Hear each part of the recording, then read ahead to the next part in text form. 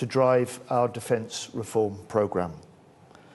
And today I wanted to offer an update on where we've got to and where we are going in the months ahead. I have to say, one of the really special things about this job, the special things about this special job, are the deeply impressive men and women I meet every day. From the submariners coming home from weeks under sea to the Clyde, to apprentices on Derby's nuclear reactor production lines, to the NATO HQ team with people in the MOD building that last week pulled together the Ukraine Defence Contact Group meeting of 46 nations in the room at 1 week's notice. Extraordinary people doing extraordinary things within a system that very often doesn't work in the way that we need it to for an increasingly dangerous world. Work in the way that we need it to provide our armed forces with what they need to deter, to fight, and to win. First, underpinning it all is the absence of clear, consistent accountability, central to the effectiveness in any organisation. Yet I've been having too many meetings when I ask, who's leading this? Who's responsible for getting this done? And no one is able to give me a single clear answer. Second, while everyone agrees that defence spending needs to increase, it's not just how much you spend, but it's how well you spend it. And we're simply not securing the value for money our armed forces or our economy needs from every defence pound. We duplicate even the most central tasks. For example, we have 11 separate finance functions, 2,500 people doing the same activity in different places, in different ways. And third, defence is mired in process and procedure. We've added complexity where simplicity is needed. In procurement, we've got a situation where we employ 11 checkers for every one decision maker. So no wonder it takes on average 6 years for a large programme simply to get onto contract. So today I'm here to declare that investment in defence will be matched by reform. First, we're introducing clear points of accountability at every level within UK defence, starting at the top with 4 new senior leaders. 4 leaders who report to me as Defence Secretary and my ministerial team at the central point of accountability to the British people and to the British Parliament. The Chief of the Defence Staff, who for the first time since this role was created, now commands the service chiefs, who will be the head of a newly established military strategic headquarters responsible for force design and war planning across our integrated force. The Permanent Secretary, our Principal Accounting Officer, who will run a leaner, more agile Department of State, with more policy muscle to lead arguments across Whitehall and with allies. We'll revamp the senior roles to elevate those into policymakers with broad portfolios and powerful mandates. Third, our new Armaments Director, who will fix procurement and drive growth, and I'll come back to the detail of the National Armaments Director in a moment. And fourthly, our Chief of Defence Nuclear, who will continue to lead and deliver the national nuclear enterprise within the recently established ring fence and freedoms. This new quad will lead a defence which is more concentrated on warfighting readiness and on deterrence. They'll shift the approach as an organisation which too often has been obsessed with process to one focused on outcomes, in which information flows quickly, accountabilities are clear, and results are demanded. and this new Quad will be up and running from the 31st of March.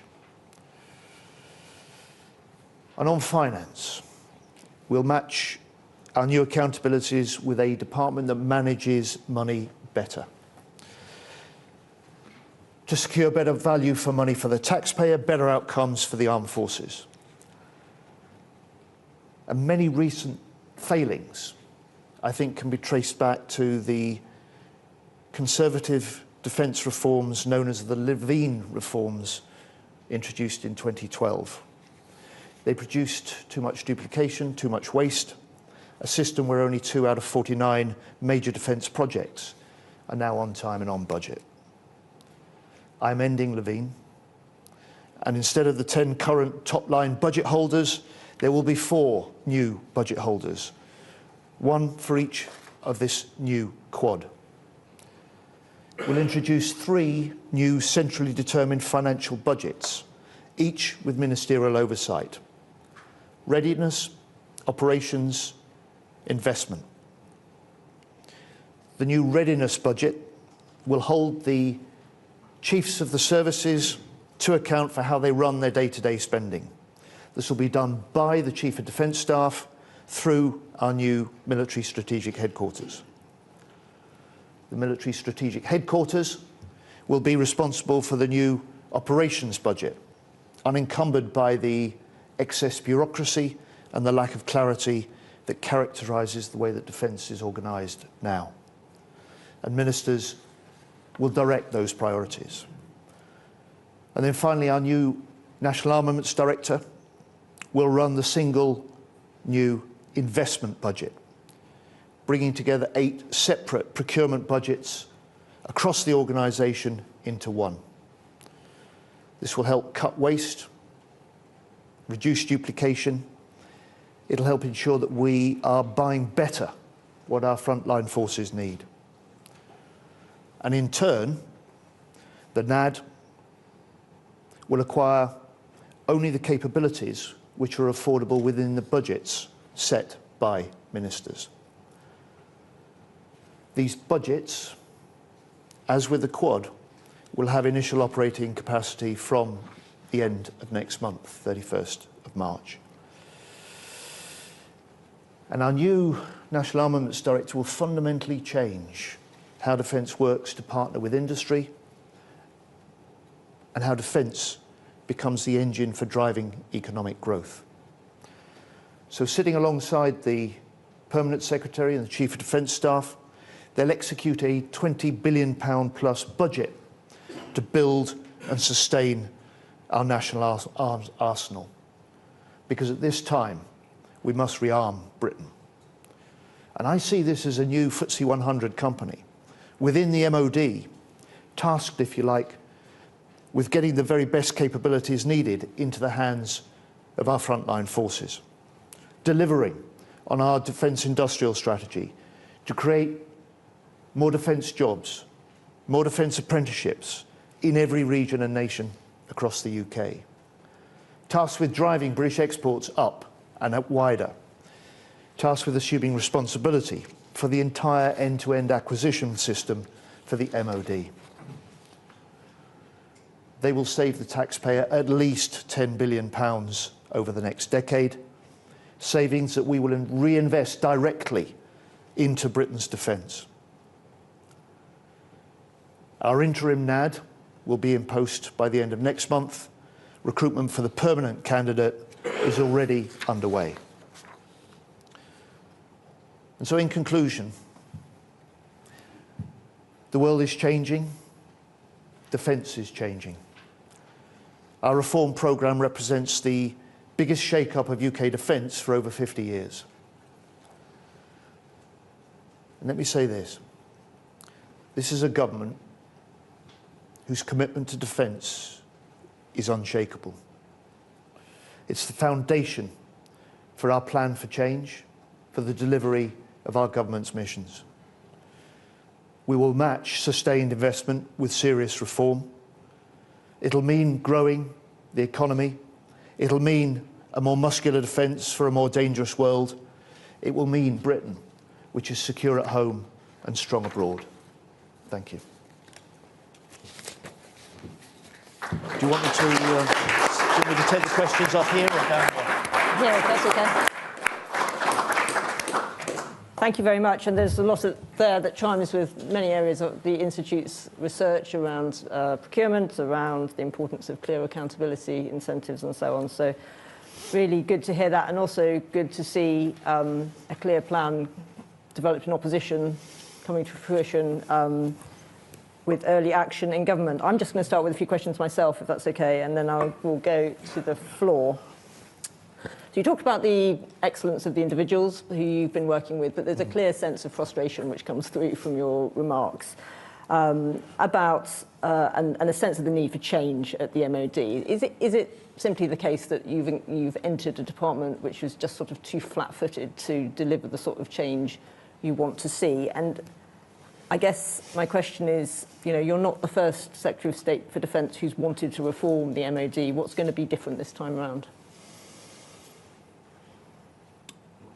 I mean, I've been certainly, as you say, I and Keir Starmer had recognised the requirement for defence reform early. We had come into government with a plan.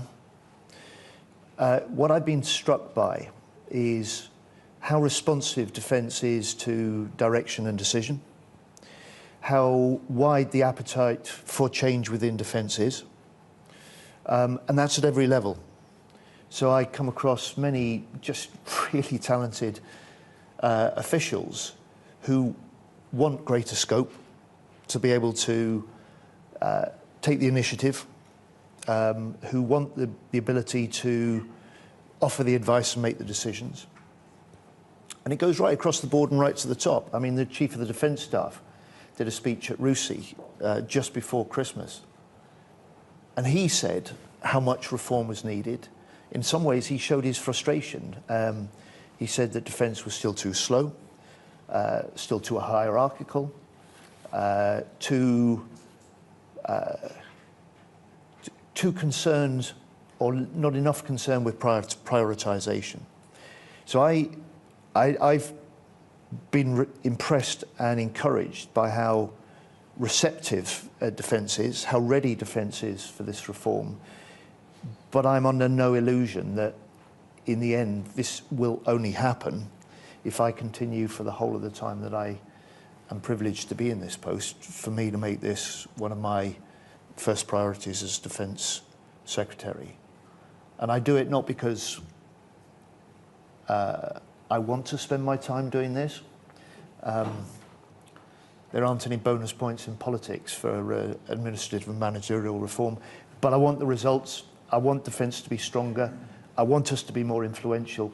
And I want the people who are dedicated, that I talked about, in their different ways right across defence, in and out of uniform, dedicated to defending our country and keeping people safe. I want them to be able to do the job that they've joined to do and they give their service to do. And that's my responsibility. The good news is that the IFG, you do get points for administrative and managerial reform. Thank you. Turning to the changes in roles and jobs that you talked about. You talked about the National Armaments Director effectively being someone who's running a FTSE 100 company. That clearly requires a certain skill set. Yep. I guess by implication, you think that the system has not grown people with that skill set that you need. So what sort of, can you tell us what sort of person you're looking for? What is the skill set they need? And can the civil service attract those sorts of people in? First of all, I'll send you a copy of the recruitment pack with the job ad and the person spec, Hannah. The short answer is yes, we can attract that. We can never pay the top dollar salaries that mean we can compete. But what we offer is that sense of service to the nation. And now for me is the time, not just where this role is needed, now is the time where this role is possible. And I say that because the wide recognition of the increasing threats that we're facing means that I'm finding, and David, our Permanent Secretary, would say the same, that there is a level of willingness from investors, from industry, from people across the country to work with defence and want to play a part. So I think now's the moment where we can. And if you take a look at that span of authority, this is a singular job at a singular time that offers a singular opportunity to play a part in the future security and life of this nation.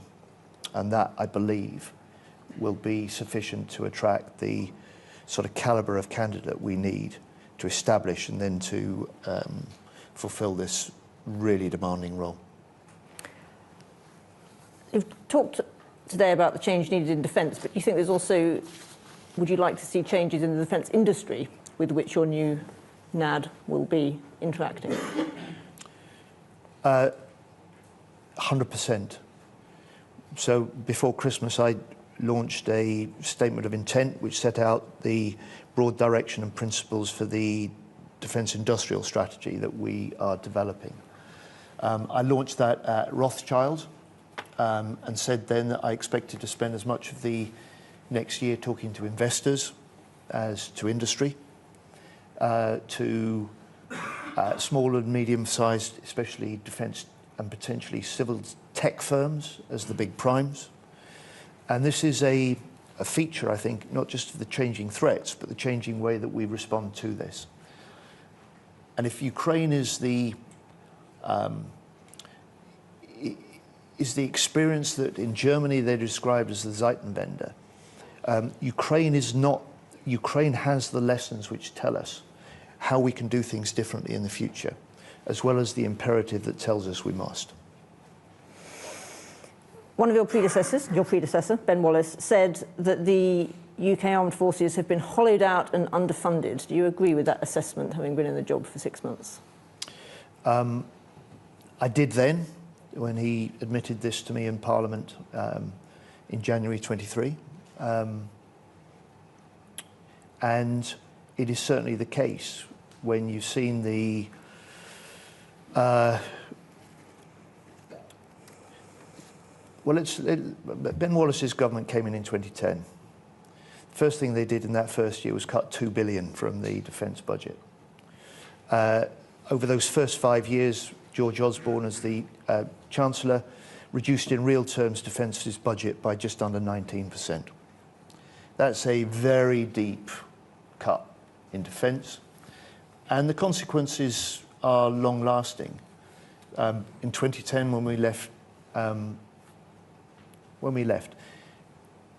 the election and we were ejected from government in 2010, we were spending as a country 2.5% of GDP. That's the level that the last 14 years have got nowhere near.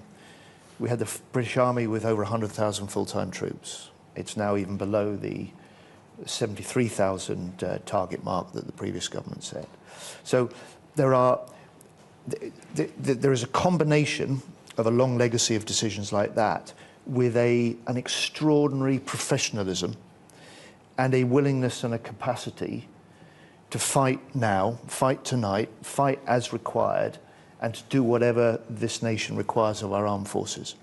And it's that extraordinary combination which is my responsibility as Defence Secretary now to lead.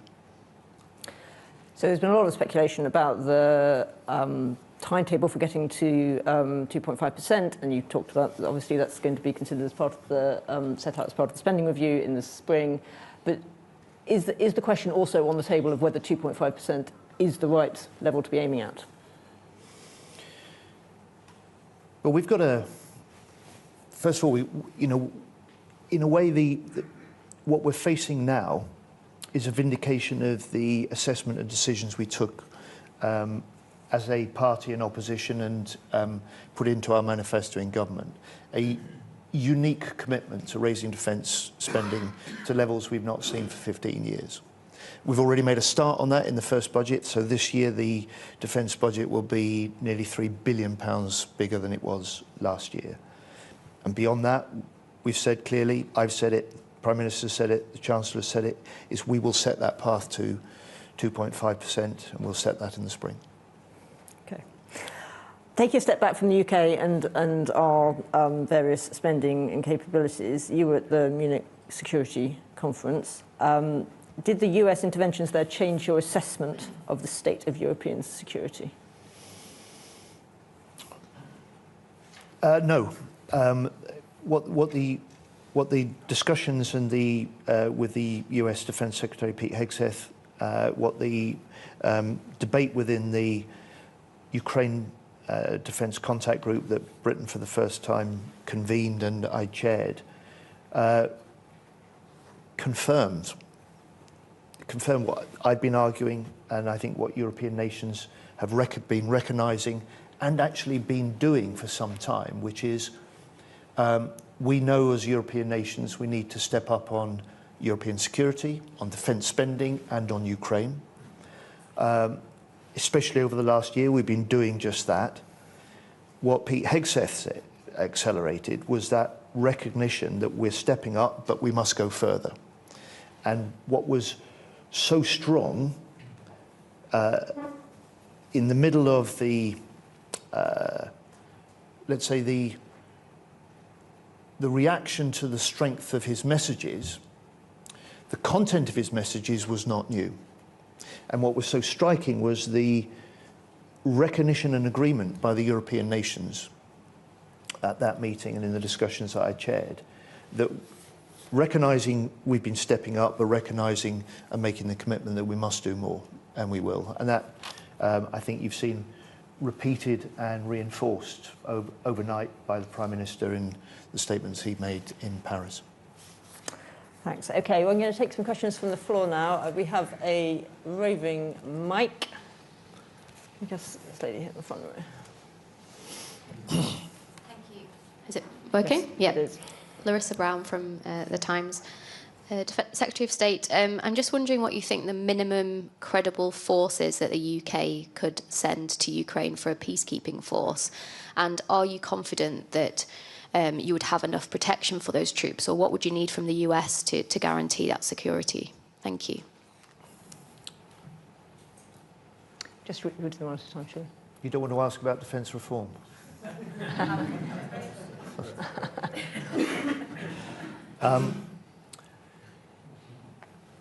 We need a security guarantee for Ukraine, in Ukraine, that is capable of delivering what President Trump has pledged and says he wants, which is a durable peace.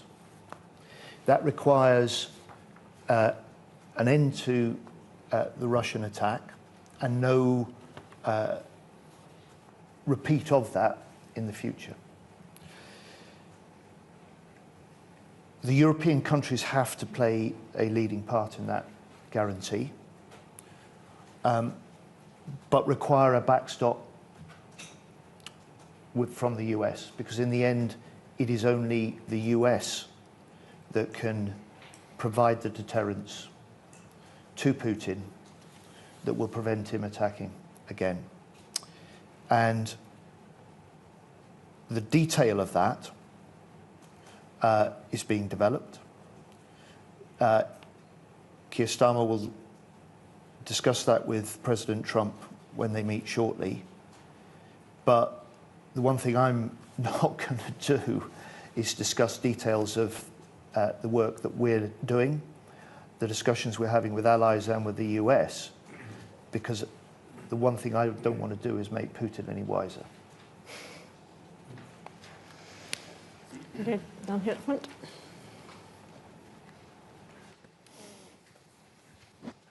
Thank you. Dominic Nichols from The Telegraph.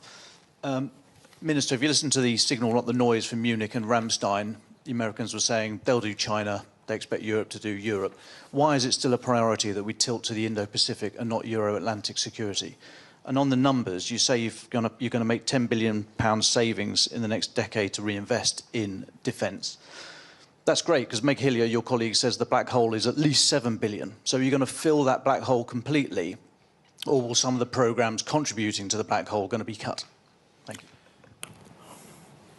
No, the savings, Dominic, that I say that as a minimum over a decade we can secure by this new approach to procurement will all be recycled into defence. That won't be the only source of what we put into defence in order to meet the threats that we face. But it is absolutely, should be, and has not been in the past, a requirement of the way that we do our procurement. And on the Indo-Pacific, I've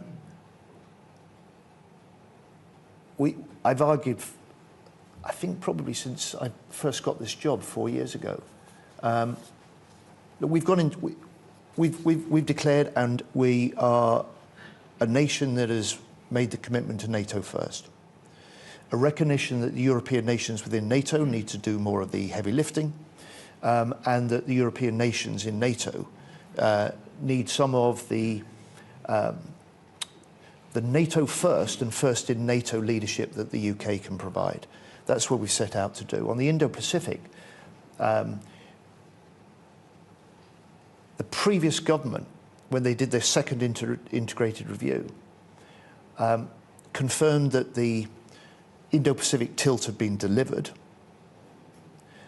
We have commitments and partnerships which are profound in the Indo-Pacific, from AUKUS to GCAP to other arrangements, and we can do a contribution to the balance of regional security in the Indo-Pacific, in support in particular to the US and other allies, in a wide variety of ways, from technology to industry to diplomacy and to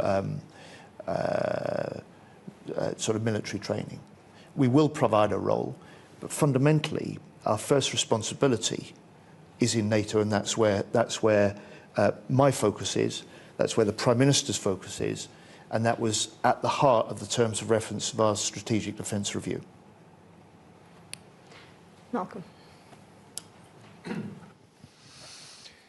John, you talked about the MOD and the reform that you're going to lead in the Ministry of Defence, but quite a number of the phenomena that you've been talking about are government-wide. There are things which I'm sure your cabinet colleagues are also grappling with, issues of cost escalation and delays and the need for reform. You've talked, of course, Peter Kyle has talked about the need for AI to transform government and so on. So can you say a little bit about how your reform package in the MOD fits with the wider reform which the government's pledged to across Whitehall? I suppose in its simplest terms, it reflects what the Chancellor is now saying, which is no investment without reform. But it's an imperative that I bring as Defence Secretary with a singular focus to defence. And I said in the remarks that I made earlier on, this is not a change for change's sake programme. This is because it is required, in my view, for us more effectively to meet the challenges of the times. It's required, in my view, in order to give us the foundation for implementing the Strategic Defence Review. And by the same token, I expect to see the Defence Review reinforcing the imperative and the direction of defence reform. Minister John-Paul Rathbone, Financial Times, about the National Armaments Director and the kind of person you're looking for. On the spectrum of possible recruits, are you looking for someone like, say, Elon Musk, who's going to drive efficiency through the MOD as well as launch Starlink, or someone like Kate Bingham, or a civil servant? And second of all, when are you going to publish the job advert? Because although you've said it would be published, it has not been published yet, despite the urgency of the post. I'm looking for the very top talent that we can attract. Their job is very clearly not the internal reform of the Department of State. That's the Permanent Secretary's job. And in terms of the recruitment process has already started. It's in the hands of the Civil Service Commissioners, so it's independently driven. And that is, for now, the answer to your question about the ad. The gentleman there. Edward Stringer, Senior Fellow, Policy Exchange. Secretary of State, you've been very clear from a year ago, as you said, about your plans for reform. You hit the ground running, and yet I think it's fair to say the change programme hasn't been plain sailing to deliver, and you're going to go live at the end of March. at that point, the NAD is going to have to create and change the cultural mindset of a whole range of industry, from global primes through to national champions down to SMEs. As you look back over the change from the last 7 or 8 months internally, what do you think needs to be put in place so that the NAD can drive that external cultural change that we're going to need to see to deliver all the benefits that you're looking for? I don't know of any big change program that hasn't been complicated. And I don't know of any big organizational change program that it can ever be said to be completed. So I expect this to be a feature of my role for the entire time that I'm in this position. Quite simply, I think if, in answer to you, what needs to be put in place, it is the singular accountability and authority that this new National Armaments Director position will have, the singular control over investment, and the particular contribution that it makes to the very top-level balance of investment decisions. And I think that combination with the definition of new relationship and partnership with business, not just the major primes, I think will start to create the ability to deliver better, get better value for money, be able to do what we need for our frontline forces more quickly. And I mentioned earlier on, when I launched what we described as a statement of intent, the principles and direction for a new defence industrial strategy before Christmas. On that day, for the first time, we brought into the Ministry of Defence a range of senior business and industry leaders into a wargaming exercise for the first time. So in other words, not bringing them in to say, look, here's a multiple specification for this next contract that we require, but here's what we think we're facing. Actually, not just what do you think the capabilities you can deliver to help us with this? Here's what we're facing. Here in a, if you like, a dynamic way, is how things might change. So we're looking for your contribution and your role in future. Now that is a fundamentally different relationship that we're starting to establish. And in many ways, it's a recognition, I think, from one of the major lessons that Ukraine has reminded us, which is that a nation's armed forces are only as strong as the industry that stands behind them. And we've allowed ourselves to forget that, overlook that. We can't do that any longer. And it'll be the National Armaments Director's job to help put that in place. Okay, I'm afraid we're going to have to draw this to a close. I'm going to use Chair's prerogative to ask you one final question from the IFG. Whenever we get ministers on the stage, we always like to ask them to reflect a little bit. I'm interested, obviously you have previous experience of having been a minister. In your reflections on the last, I'm interested in your reflections on the last 6 months, how the experience has been. If you had your time again, would you prepare any differently, or do you think it's all gone exactly as you had anticipated?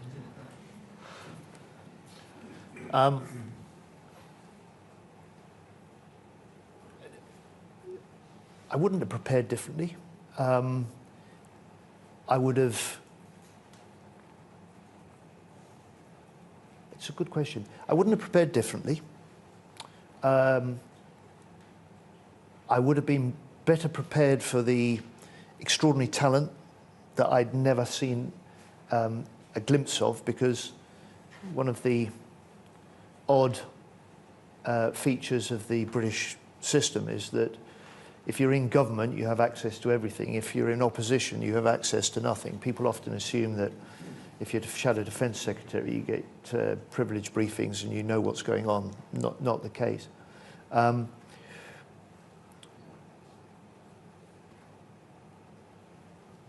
one thing I would like to have seen differently would be Putin recognising that he can end this war and pull back, and so we weren't faced with the huge challenge we have in playing our part in helping lead the defence of Ukraine, and doing so because they're fighting and they're the front line of defending the UK as well. That's the one thing. If you're offering me a magic wand, I would have waved on day one. Thanks very much. Can I ask you all to join me in thanking John for a really fascinating.